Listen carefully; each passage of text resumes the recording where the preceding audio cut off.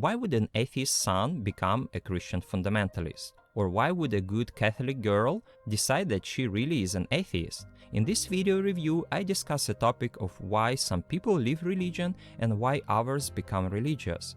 It's based on the studies of two renowned Canadian psychologists, Robert Altemeyer, known for introducing the concept of right-wing authoritarianism, and Bruce Hunsberger, who has made a big contribution to the development of the psychology of religion. The study explores the contrast of drastic changes in people's life in relation to religion. After surveying over 4,000 students from several Canadian universities, scholars chose 25 people on each spectrum and held in-depth interviews with them. The first group they called Amazing Apostates, those who grew up in a religious household, received a strong religious education, and had strong religious beliefs and practices, but later abandoned it. The second group they called Amazing Believers, those who were not really religious but decided to join religion. The result demonstrated that amazing believers and amazing apostates are significantly different groups of people. For example, while for those who deconverted from religion, the process of deconversion was a lonely path that took many months or even years, and the moment of truth often could happen in a library, those who converted to religion often have done it under the influence of their peers.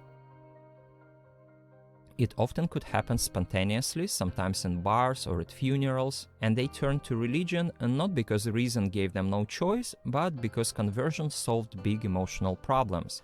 Religion provided security, joy, purpose, self-discipline, fellowship, and love. Altemeyer and Hunsberger claim that the roots of apostasy usually lie in the religious beliefs themselves, not some hidden underlying cause. Quite often, it has to do with the training people receive in childhood. So, amazing apostates are often those who were raised strictly religious, but later they simply applied to religion what they were trained to apply to geometry. One of the main triggers for skepticism, at least in this dataset, was biblical stories hard to swallow, contradictions in the Bible, disagreements with the theory of evolution or conflict with science in general, sexism, and teaching about homosexuality and the problem of evil.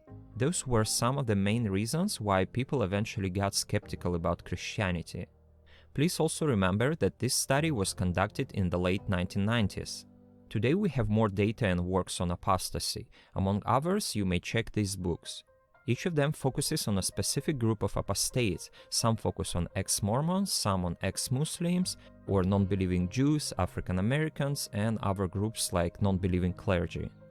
In our case, however, I focus mainly on the research of Altemeyer and Hunsberger that was conducted before the era of internet, social media, and so-called atheist awakening with New Atheist movement.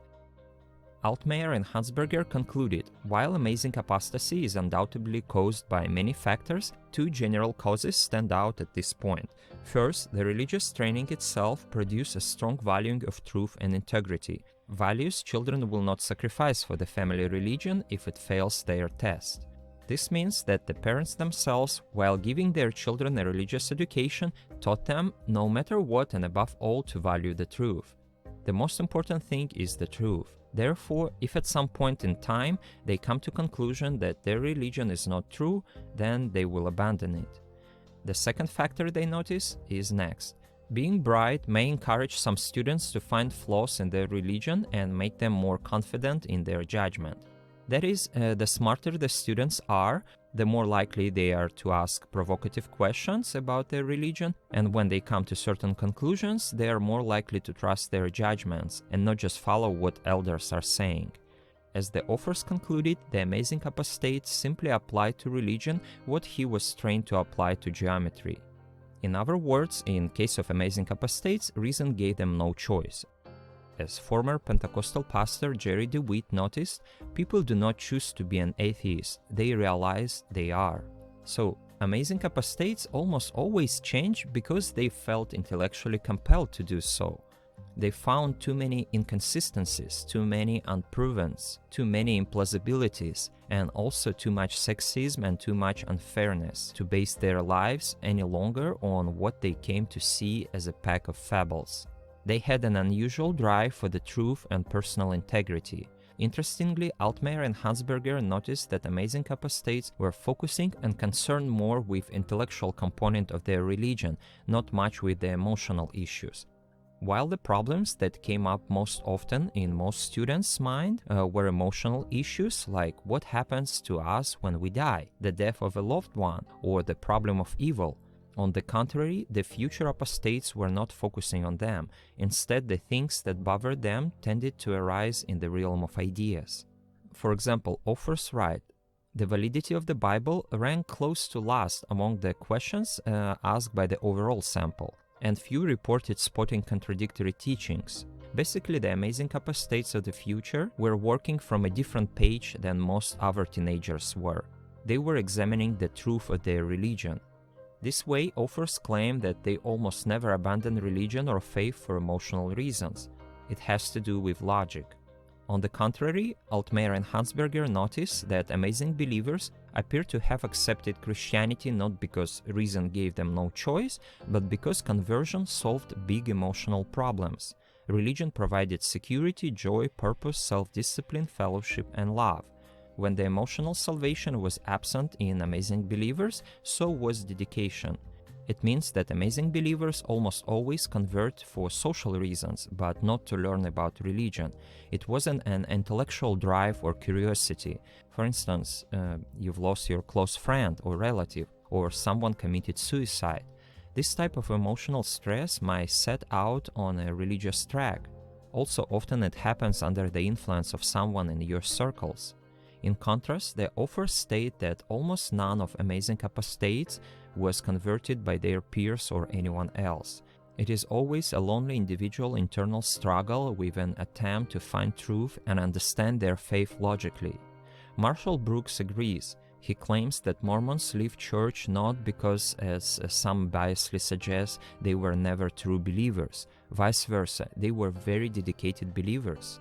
But in their attempt to defend the truth of their doctrine, they found unwillingly internal contradictions and inconsistencies in their religious history and tradition, and only after trying for months or even years to get to the bottom of the truth, they gradually, often with a big regret, came to realize that they simply can no longer believe in what seemed illogical to them.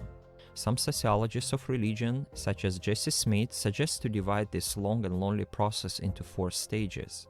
Similarly, Simon Cotty suggests that the process of becoming a non-religious consists of 3 main phases, and he writes that this is a cumulative process that occurs over many months or even years. So I'll repeat this contrast again. While the decision to join some religious organization often occurs on emotions under someone's direct influence from the outside and sometimes very spontaneously, for instance, you were invited to visit some church during some emotional stress in your life or some internal struggles. You received their love and support and decided to join.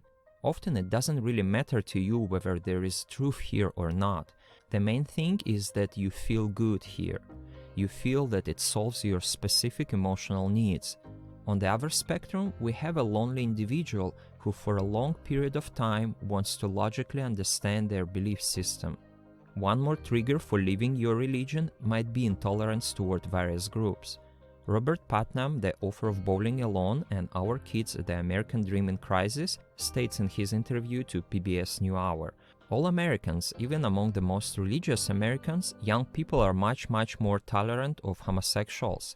And we can see in our data evidence that very strident anti-gay agenda drives kids away from church." Among other important causes, it could be a change of environment.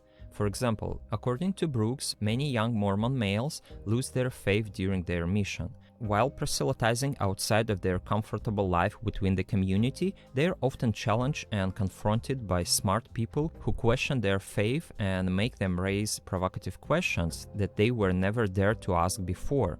Sometimes traveling and experiencing diversity and getting to know people of different religions can serve as a trigger to question your own beliefs. And finally, Altemeyer and Hunsberger discussed the youth rebellion hypothesis, according to which some suggest that apostasy simply happens due to a general rebellion or critical attitude toward authorities and social customs. Authors also analyze hypotheses related to bad relationships with parents, or the children's revenge against parents, unhappy household experience, and so on. But eventually they come to conclusion that none of these hypotheses is true. They state, in almost every instance, the biggest problem the Amazing Apostates had with their parents arose over religion. The roots of the apostasy usually lie in the religious beliefs themselves, not some hidden underlying cause. In other words, most people would not give up their religion due to some emotional factors like hate toward parents. No, the problem lies precisely in the truthfulness of their religious teaching. Let me stop here. Of course, there is a lot of other interesting information in the book, but I shared what I consider the most important points and conclusions. I hope you found it interesting too. Thank you.